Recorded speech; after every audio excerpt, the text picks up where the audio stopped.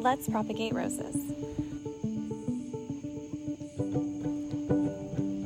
You're going to want to find a good chunk of stem that comes from underneath a spent bloom. When the petals are falling off, they're about ready. I'm going to make the snip and I'm going to pull off some stems.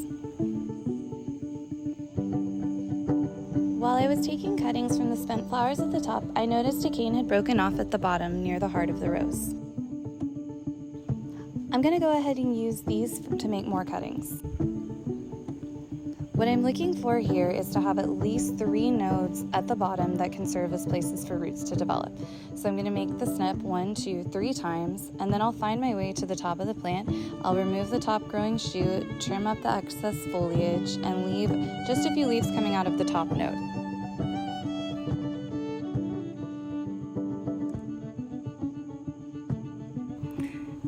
Then I'll make my way from the top down through the rest of this cane, taking as many cuttings as I can that are about a pencil width in thickness.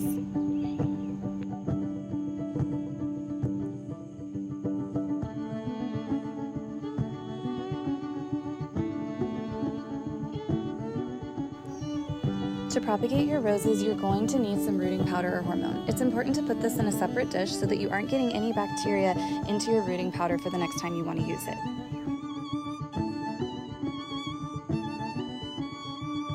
Then I'll carefully go through and remove all the thorns from the stems.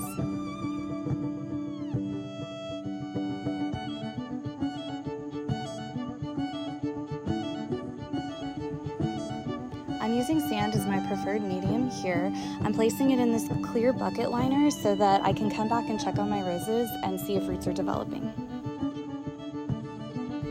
I'm using my finger to carefully place some holes so that as I'm dipping the bottom of the rose stems in this rooting hormone, it isn't getting wiped off as I push the stem through the sand. So I'll dip and carefully place into each hole.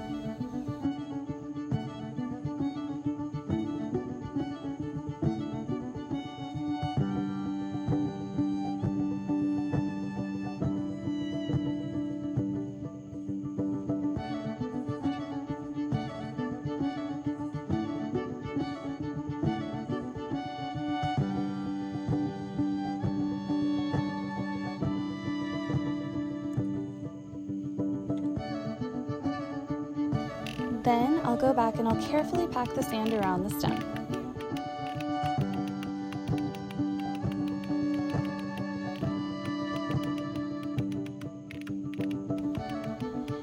Taking cuttings from spent flowers is new for me this year, so I'm going to try cutting off the top of the flower, cutting back to that node, and they say that the stem of the flower is actually a node, so you're not looking for one at the base here to get rooting hormone on. You're just going to dip the stem, make another finger hole, carefully place it in, and pack tightly with sand.